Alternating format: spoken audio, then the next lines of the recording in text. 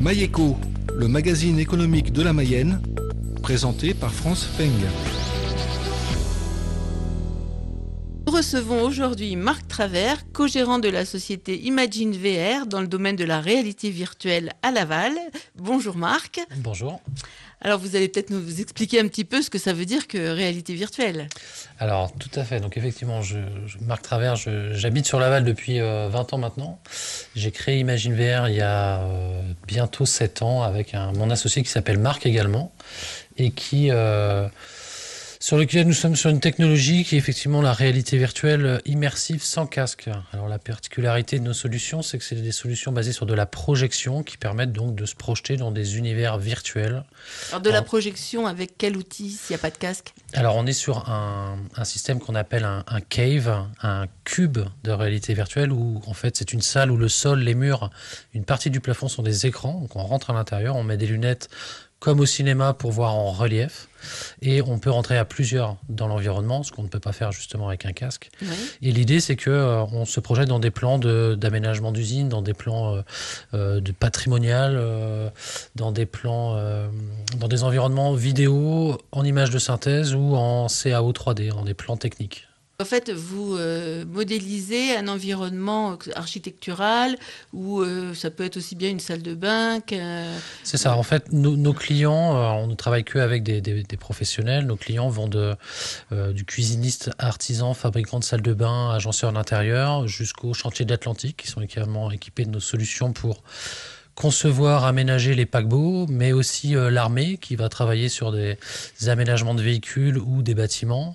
On travaille également avec dans l'agroalimentaire, chez Lactalis, chez Volena, pour parler des acteurs locaux mayennais qui travaillent dans l'agroalimentaire. Et donc là, l'idée, c'est qu'on leur permet de se projeter dans leur futur bâtiment, leur future usine, et de vérifier l'aménagement, l'ergonomie, l'agencement de tous ces espaces. D'accord, mais quand vous parlez de cubes, donc les clients n'ont pas besoin de se déplacer jusqu'à vos bureaux, c'est transposable dans n'importe quel bâtiment. Les brevets que l'on a sur nos solutions nous permettent de déplacer ces solutions justement directement chez nos clients. C'est-à-dire que on est allé il n'y a pas très longtemps dans le sud de la France où on a emmené ce cube dans une usine chez Carpentras, donc c'est l'usine Ducrot qui fait les poivres que vous avez chez vous dans votre cuisine.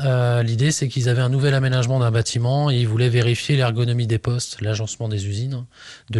Et l'idée, c'est qu'on a emmené le cube sur place et on a fait passer les 150 personnes de l'usine, les opérateurs, opératrices, les équipes de maintenance, les équipes de nettoyabilité, parce que c'est évidemment très important dans l'agroalimentaire, et les équipes projet, les fournisseurs de machines. On a récupéré donc les plans des bâtiments, des différentes machines, des différents réseaux, les flux, etc. On les a mis dans notre solution et on a emmené le cube sur place et les gens ont pu se projeter dans leur futur bâtiment comme s'il était là. Sauf qu'évidemment, l'intérêt, c'est qu'on a pu voir toutes les erreurs de conception qui auraient été vues évidemment en vrai lorsque le bâtiment sort de terre, sauf que de les anticiper en amont permet de gagner énormément de budget déjà en rentabilité du projet et surtout d'éviter les accidents de travail, les troubles musculo-squelettiques que peut générer ces travails répétitifs, etc. par rapport à un poste qui aurait été mal pensé ou pas pensé par rapport à un opérateur ou une opératrice qui peut être de taille différente. Là, quand on est dans l'environnement, on a notre corps qui est présent dans la visualisation, ce qui fait qu'une personne qui fait 1m40 ou une personne qui fait 2 mètres, on n'a pas la même perception de la vie et des accès, des dimensionnements de ce qu'on peut visualiser et sur lequel on peut interagir. Là, nous, on retranscrit ça en live et donc on est comme si on était dans la réalité, quoi. C'est ça. Mais vous avez un seul cube ou comment ça... Parce que je n'arrive pas bien à comprendre. C'est quelque chose que vous emmenez, donc c'est physique? C'est ça. On emmène du matériel sur place. On l'installe la veille de la session de travail dans l'usine. Ah. Et c'est grand comment un cube? Pardon, vous avez raison. Un cube, ça représente en mètres carrés 3 mètres par 3 au sol. Donc on installe ça comme une pièce en fait. C'est comme une pièce qu'on vient installer. Ouais. Il faut un camion pour la déplacer. Exactement. Nous avons un camion pour déplacer tout ce matériel sur place. Il nous faut à peu près 2 heures pour l'installer. Donc c'est là où on vient la veille pour l'installer. On a aussi au showroom de la French Tech de Laval une solution qui est présente pour que les acteurs mayennais souhaitent venir découvrir ou utiliser nos solutions puissent le faire dans le cadre du showroom. Et on a aussi une solution encore plus mobile qu'on a appelée la valise VR, qui est effectivement aussi une solution que nous avons brevetée et qui, là... Donc vous êtes des chercheurs, puisqu'on entend parler de brevets, là. Ouais, c'est ça. On est des inventeurs de solutions immersives sans casque. Voilà, les casques sont plutôt américains d'origine, avec toutes les prouesses que les Américains peuvent amener en termes de marketing, mais parfois sur des choses qu'ils n'ont pas forcément bien réfléchi en termes d'usage ou de santé, puisque les usages prolongés des casques est assez controversé. Nous, nos solutions, on a moins ces problématiques-là, voire pas ces problématiques-là, où on peut vraiment projeter les gens de façon agréable et facile. La valise, on peut l'apparenter à une espèce de cinéma 3D déplaçable. La ville de Laval, d'ailleurs, a cette solution. Le service patrimoine de la ville de Laval a cette solution où on peut se balader à Laval en différentes époques, en 1750, en 1850 également, où du coup, on peut voir l'évolution de la ville de Laval et de l'architecture de la ville de Laval. Grâce à la petite valise. Grâce à la petite valise qui se déplace d'école en école sur le territoire mayennais et à travers le monde, pour le coup, puisqu'on a plusieurs clients à travers l'Europe qui utilisent la solution. Pour revenir sur un projet salle de bain, j'ai regardé votre site rapidement, mais du coup, votre client doit posséder cette valise ou... Exactement. En fait, on vend le matériel et les logiciels qui sont associés pour que nos clients soient autonomes. Je vous parlais du projet dans le sud de la France où on a emmené le cube sur place. Là, c'était de la prestation où on n'a pas laissé le matériel sur place. Voilà, on le déplace ponctuellement sur 1, 2 jours, 3 jours, une semaine, parfois plus. Là, l'idée, c'est que pour les artisans, si on les qualifie comme ça, les agenceurs d'intérieur, les bénistes ou les cuisinistes, eux intègrent dans leur showroom ce type de solutions qui vont d'un type valise, donc avec un écran ou jusqu'au cube qui forme 5 écrans de projection. Et après, 5 écrans de projection. Ouais, c'est ça. Le sol, le mur de face, le mur de gauche, le mur de droite et une partie du plafond. D'accord. Nous, on synchronise tout ça avec nos solutions.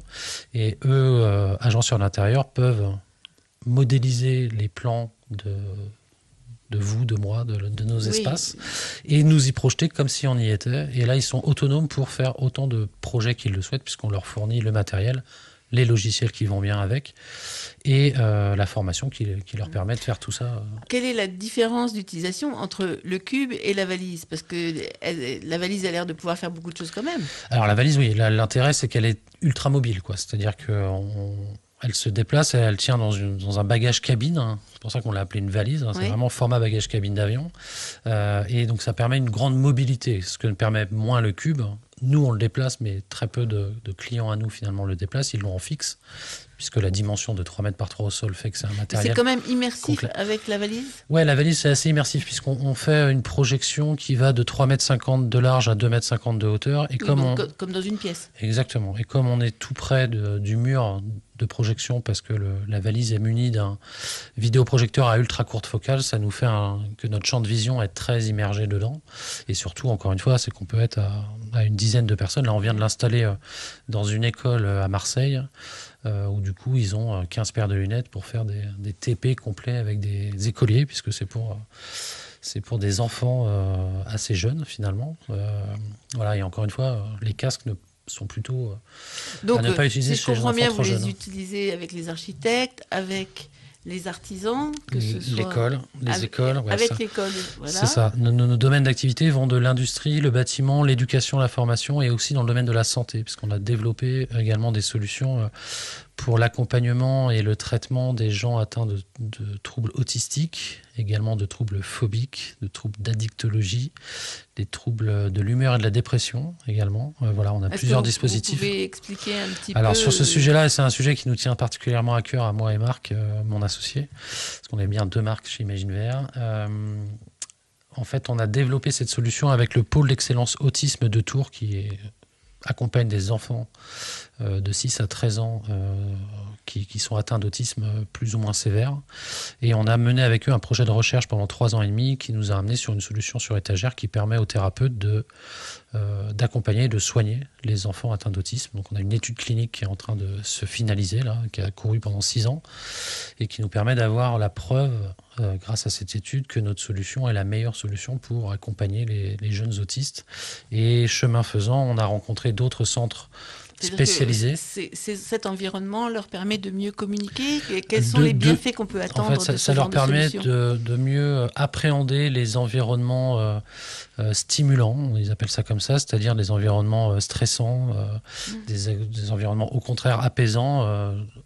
Les exemples qu'ils nous ont donnés au CHU de Tours, c'est notamment qu'ils vont pouvoir projeter les jeunes dans leur future école, dans leur future classe de récréation, pour qu'ils puissent, avant d'y aller pour de vrai, s'acclimater pour pouvoir anticiper les émotions. Exactement, anticiper leurs émotions, c'est exactement ça. On a d'autres centres qui ont entendu parler de cette solution-là, qu'ils appellent le cube sensoriel, et qui permet, donc maintenant on a une dizaine de centres équipés à travers la France.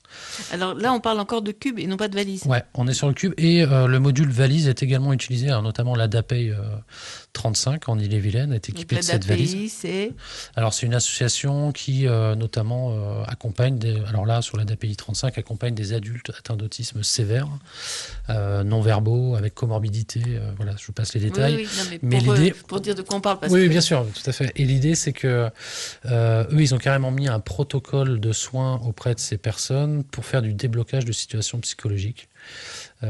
Et notamment, Sophie Kaloun, qui est la psychiatre qui a mis ça en place à l'ADAPEI 35, nous a expliqué notamment qu'un jeune de 25 ans qui avait l'habitude de faire ses courses le vendredi soir avec ses parents dans son centre commercial au Leclerc-Clenay à Rennes, voilà, c'est très concret, qui allait acheter son paquet de chips en autonomie complète, avait perdu cette autonomie par rapport au fait qu'il rentrait en crise lorsqu'il arrivait sur le parking, et la psychiatre a eu l'idée d'aller utiliser notre solution pour l'habituer à un parcours particulier pour retrouver cette autonomie, et ce qui est le cas puisqu'on sait que maintenant qu'en 7 séances la personne a pu être soignée et débloquer cette situation psychologique. C'est une belle victoire. Voilà, c'est ça, exactement.